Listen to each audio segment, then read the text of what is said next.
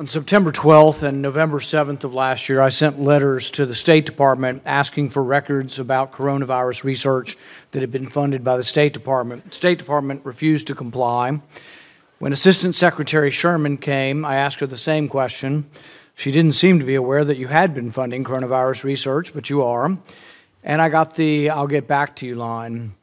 A couple weeks later, I met personally with you at the State Department and asked you the same question. Will you not divulge to us the records of the State Department's support for coronavirus research, particularly in China? You assured me you would help. We communicated several times over the phone with another Assistant Secretary of State who finally sent us a letter and said, no, we're not going to give you anything. So that's where we stand. And it's my question is, what's the State Department hiding? Why won't you give these records to the American people? Senator, thank you. And yes, I appreciated you raising this when we saw each other a month or so ago. And my understanding is that our teams have been working to find an accommodation. There's long-standing practice. We got a refusal, blanket refusal. No, they are not going to give us the records. We cannot directly provide the sure you can.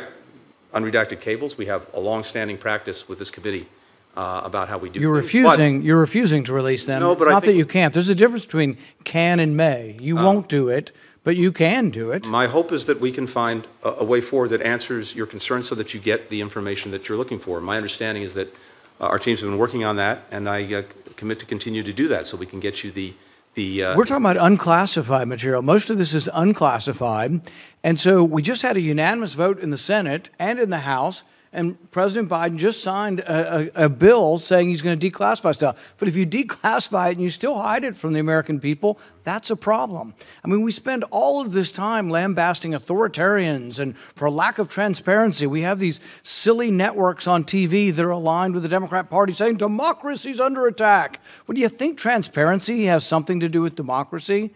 You're refusing to give records on research. Money that went for research. We want to read the research grant proposals. We want to read what the people in Wuhan sent back to the State Department saying they did. Which viruses did they create? Because the thing is it sounds all great. We're going to identify all the viruses of the world. But part of what they do is they take a virus they found 200 feet down in a cave and they mix it with another virus to create a virus that doesn't exist in nature because they say that's how we're going to further identify it. There's a big debate that should be had whether that's safe. To take a virus from 100 feet down a bat cave 12 hours south of Wuhan and take it to a city of 10 million. And yet you won't help us investigate this. You refuse, and it is reminiscent of the countries we criticize for lack of transparency, and yet you sit there and say you're still going to continue to reviews. Senator, I think there are very important debates that certainly go beyond my knowledge and expertise, for example, on gain of function, that I know there's a vigorous debate about whether the risk outweighs the reward. I don't have the expertise to know that. But how do we have oversight or investigate it if you won't give us a record? So the program that, in this instance, USAID was involved in was not engaged in gain of function work or gain of function. That's a debate. But and that's your opinion. We'd like to see the records. So Fauci says there was no gain of function in Wuhan, and nobody believes him anymore. You know, again, there's I think an important debate about this. As I recall, during the Obama administration, there's actually a moratorium put on. I know, but it isn't the debate. I don't want to have that debate with you. I only want to have the records. Again, I believe that we can find a way to get you the information that you're looking for. All right, but the last response we have from you is no. So the American public needs to know. I've asked many, many times. I've asked you in person. This is a second time in person. I've talked to 2 assistant secretaries of state, and the writing we get back from you is no. Not maybe, not we'll work with you, it's no. So that's Senator, where we are now. No, and it's not no, just to be clear. We did reach back out to your team just as recently as this week to offer to provide all of that information in briefing form, which is to say, which means you get to read it and interpret it and spin it, and we get to hear your spin. We don't want to hear your spin. We want to look at the document. We're talking about grant. We're talking about grant proposals. You act as if we're talking about the secrets of the Manhattan Project. We're talking about grant proposals, and we're talking about grant updates where someone has to write in and say, "Oh, we did this experiment, we got this result." That's what we're talking about. Same thing from NIH, same thing from HHS. Everybody's hiding it. And it's not even really something to protect the Biden administration. Most of this stuff happened in the previous administration. But I don't get it. Why circle the wagons? Maybe there's nothing to see here, but then it makes the whole world think you're hiding something if you won't give it to us. Yeah, so just give it to us. It's a bunch of bureaucratic paper that we're looking to sift through to see if there are any clues, because one of the biggest clues we have that they did this is they asked DARPA, and we only know this through a whistleblower, they asked DARPA for money to take a coronavirus and put a furin cleavage site in it to make it more infectious. And lo and behold, that's what COVID-19 is. It looks just like what they said they wanted to create with our money. And we turned them down, but that doesn't mean they didn't do the research.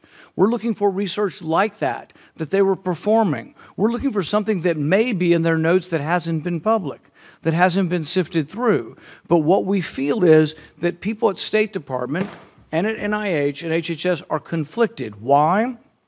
Because if you funded research that somehow is linked to the pandemic or a leakage of that, that doesn't look so good for the people who funded it. So we see this as a circling of the wagons and a conflict of interest that maybe there are people within the State Department who funded research who are worried that it might be linked to the pandemic.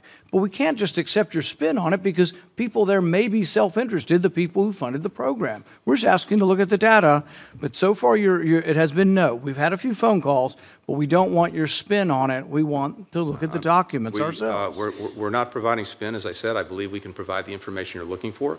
We have long-standing practices and procedures in terms of actually providing documents and cables with this committee that we're not prepared to change. But in terms of getting you the information you're looking for, and the only cables we have that are of value, we got leaked to us, or actually they were declassified by the Trump administration. Those cables said, and these were from some State Department folks, and it was amazing. And I don't actually fault anybody for missing it. I'm sure there are thousands of cables. But in 2018 or 17, they were sending cables back saying, holy you-know-what. They're over here working without gloves in unsafe conditions in a BSL-2 that should be a BSL-4, not a very safe condition, and that's why some of our intelligence people have leaned towards this coming from a lab. Why wouldn't you want to help us? Why wouldn't everybody want to help us? I've seen those cables. You're right, they've come out, and I think what they said, at least as I read them, was that there were concerns based on State Department but we only know those because someone had the gumption to declassify them. And I'll end with this because I know my time's up.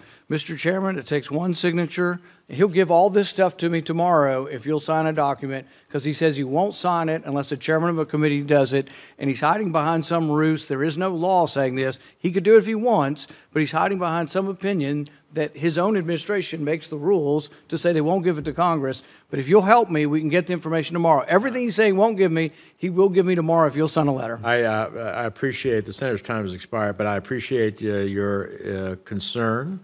I understand that my committee counsel has spoke to your counsel this past Monday, and your counsel followed up with us today, and we are in pursuit of trying to see how you can be accommodated, and I look forward to making that happen. Senator Barrasso. Thanks, Mr. Chairman. Thank you, Mr. Secretary, for being here today. Appreciate it. I want to start with China being labeled as